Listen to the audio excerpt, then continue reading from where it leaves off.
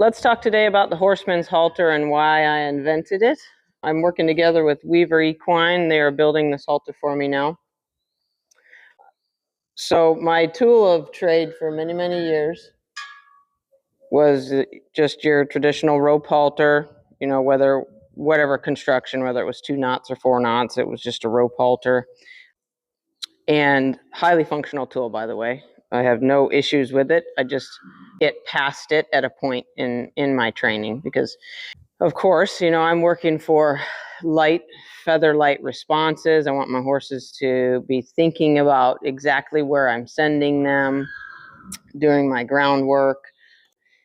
I think about the old buckaroo traditional equipment a lot in the signals, and the way, once you get to a certain point, I found that the rope halter became cumbersome.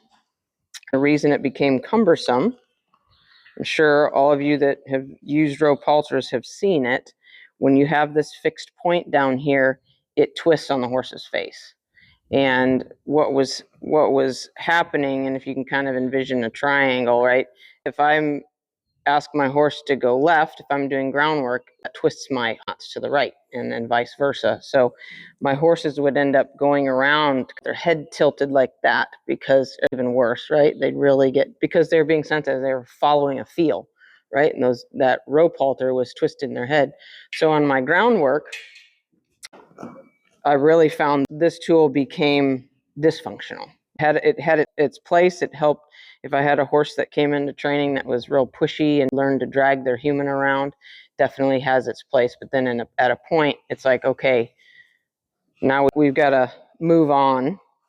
So what I did was just come up with this sliding ring, right? So that doesn't shift the halter no matter where my angle is for my groundwork. And of course, you'd be out front here. The pressure goes opposite of that ring, right? It's not twisting the horse on the horse's face. And then for bells and whistles on the Horseman's halter, I just kept part of the flat halter, right? So you can cross tie, and you've got your jaw strap and your buckle instead of your knot. You gave it a real classy, clean look. You can use your side rings to cross tie, or your side rings for if you like to ride bitless. And that works really good because, see, if I keep my hands within your 6-inch box, if I ask my horse to go left or right, the knots actually twist in my favor versus the knots not twisting in my favor with the rope halter. Also, you've got the buckle on here. A lot of people have trouble with the halter knot. They just struggle with how to tie it. So don't have to worry about tying that knot. The rope halter, the great part about the rope halter and those knots, the finer material, it's way better for training, right? It's not so nice and comfortable to lean into as a flat strap material would be. So on the most important parts, we've kept the rope, the jaw, the chin, and the nose. I'm very proud of it. Highly functional tool. A lot of people use it. We've got a full halter as well for when we're starting the babies out, so there's no shifting and twisting of the halter on a baby's face because that gets real. The babies are really the ones that probably get affected by that twist most dramatically. Like, they really get overwhelmed with halter to begin with, and then we start doing this and that and the other with them. It's too much stimulation. So by reducing all that movement, making the pressure very similar to how a snaffle bit would apply the pressure is applied directly opposite of the signal. It clears that whole training process up. What else?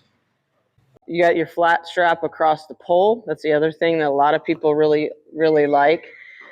The pole can be a delicate area. They pull back, they can hurt themselves, and it just depends on what philosophy you buy into.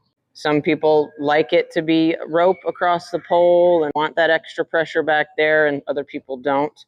This halter comes in breakaway version as well, so just in case we're in a situation where you got a horse that you know might have a pullback potential and you don't want the horse to damage its pull, you got a breakaway version. The other great thing about the hardware on the Horseman's halter, generally something will give or break with this type of a halter, whereas as an old guy told me one time, in a rope halter, their head will be there when you get back.